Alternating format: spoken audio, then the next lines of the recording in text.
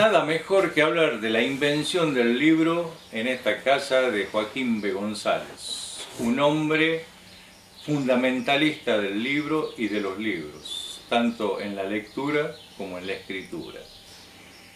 Pero, bueno, nos cabe preguntar, en primer lugar, ¿qué es un libro, Carlitos?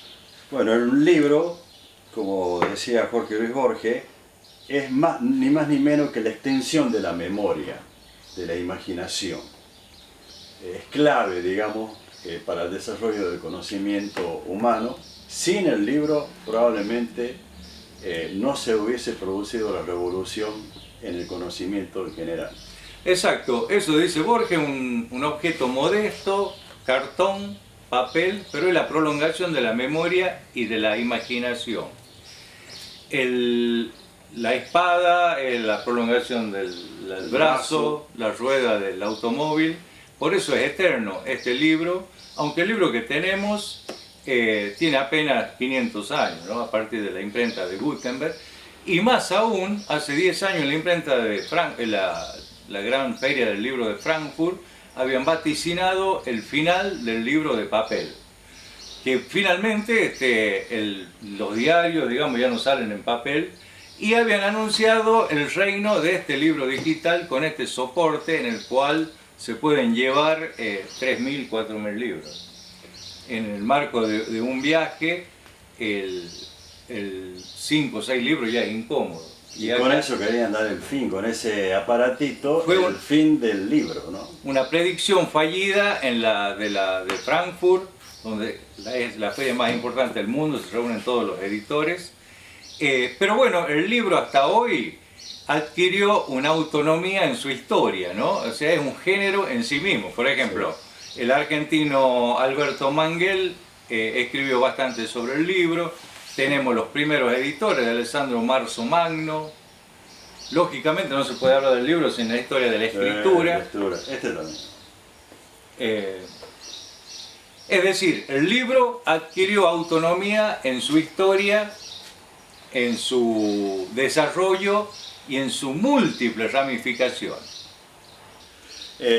Para que podamos entender bien el desarrollo o la historia de cómo se llegó al libro de papel, es muy importante tener presente las primeras escrituras que datan en una pared rocosa, como un graffiti, en el año 1850 a.C., ¿no?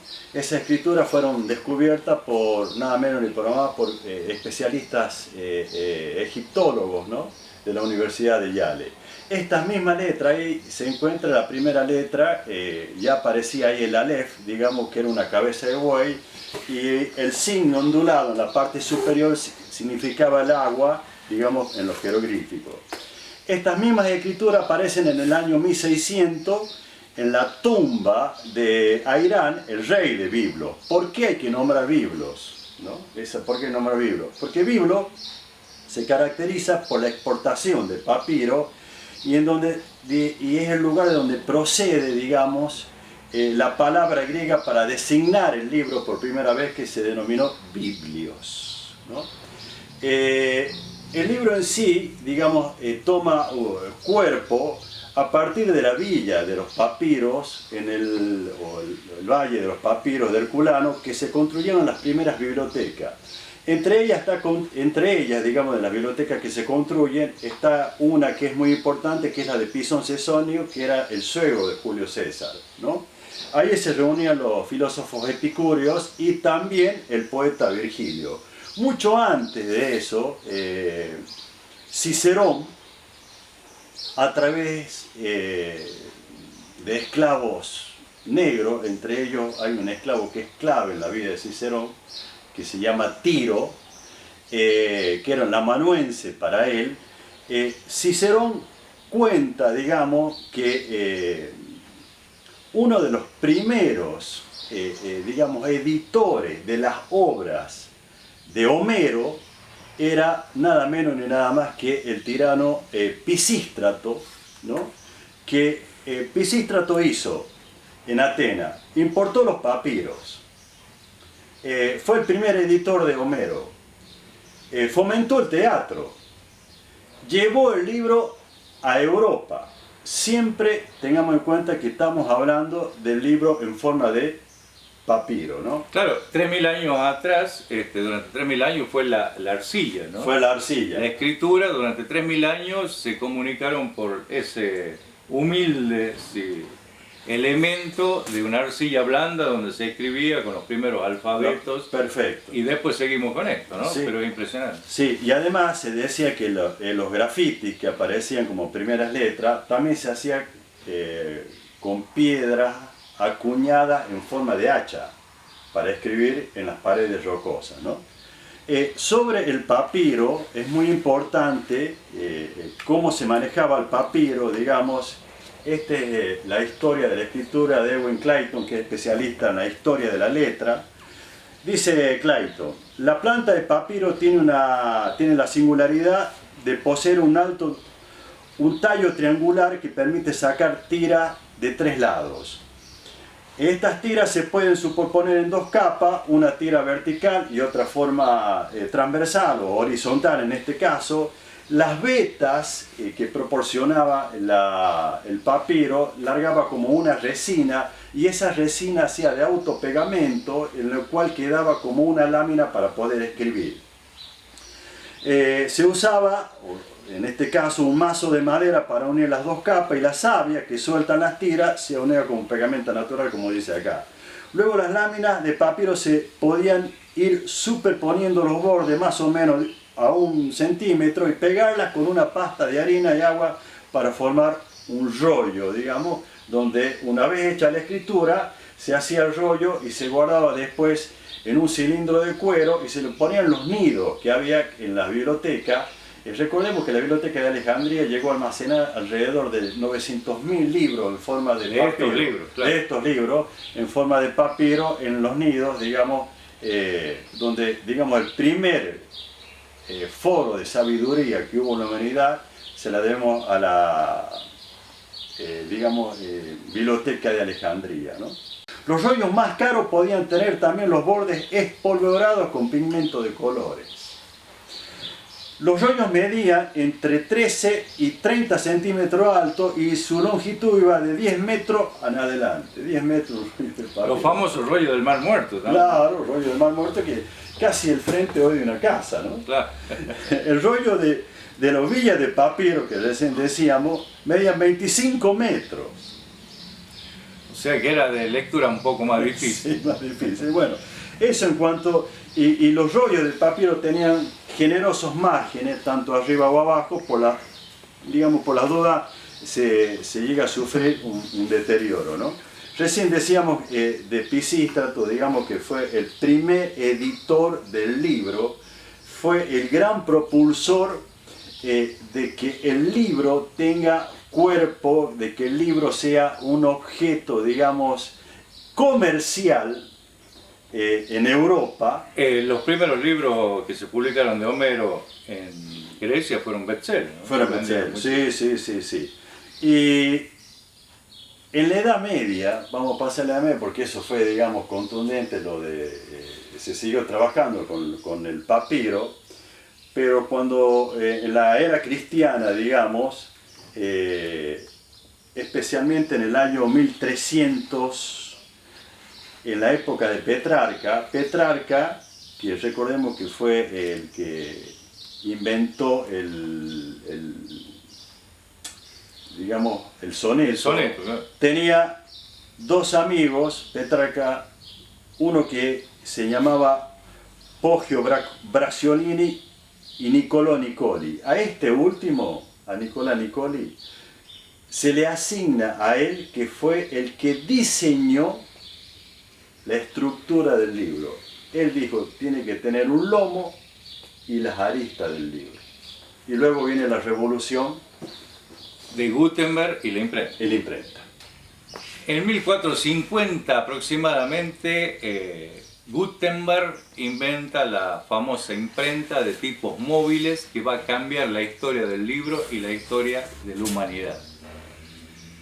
Aparte, hasta Gutenberg los libros eran trabajosos, difíciles de hacer, también circulaban poco, tanto en lo católico, cristiano, digamos, servían para rezar y también para estudiar en algunas universidades que empiezan a nacer en esa época. Y se contrataban muchos copistas. Exactamente, muchos copistas. Era carísimo. Carísimo. La gran revolución de, por ejemplo, en Europa, hasta antes de Gutenberg, se dice que había 30.000 libros editados.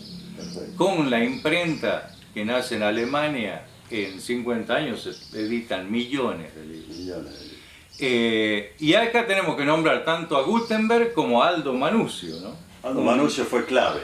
Fue clave en estos libros que tenemos nosotros. Por ejemplo, antes de 1450 al 1500 están los famosos incunables, ¿no? Que viene del latín encuna. Sí. Estaban mal hechos, eran como una prolongación de los manuscritos. Por ejemplo, de Dardo La Vega Díaz, es muy parecido a un incunable, ¿no? Eran grandes. Obviamente este es del año 49, del siglo XX, pero lo pongo como ejemplo. Sí. Eran grandes, no tenían una buena forma, no tenían una edición cuidada, como diríamos ahora, hasta que llegó el genial Aldo Manusio e inventa el libro. No tenían estética en los libros. Exactamente, no había estética. Y Manusio nos proporciona el libro actual, ¿no? Que se llama libro de bolsillo, que sería de mi amiga María Argüello. Este sería el libro de bolsillo común que lo inventa Manusio, ¿no? Que a la vez inventa el placer de leer, porque, por ejemplo, a Petrarca, que lo mencionabas, le publica sus poemas y son un gran bestseller. Entonces, ¿qué hace Manusio por el libro? Inventa el placer de leer, inventa los catálogos, inventa la introducción, el prefacio, inventa todo. El punto y coma, los puntos, las comas, viene de Manusio. Recordemos que Manusio saca la idea también con respecto a las dimensiones del libro, de los libros misales. Por eso te digo, este es un libro tipo, bolsillo, que nos llega de Manusio, y este sería el libro atípico, ¿no? El diario de Bioy Casares de Borges, no sé, miles de páginas. Una maravilla. Y bueno, y eso queremos decir, Manusio, Gutenberg crea la imprenta que cambia la historia de la humanidad, y Manusio nos proporciona el libro tal como lo conocemos hoy.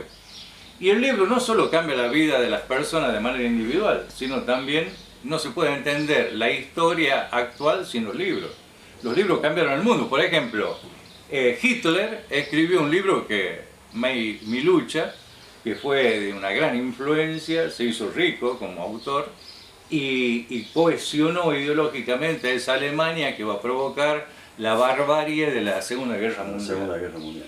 Carlos Marx y Engels escriben el manifiesto comunista, escriben el Capital, que también va a influenciar de una manera decisiva. Pero saliendo del tema político, tenemos este otro hombre, que también ha cambiado la historia. Desde 1905, en una pequeña, digamos, ¿cómo podríamos decir? Una revista de científica. Claro, él publicó en una revista científica 4 teorías que revolucionaron el mundo.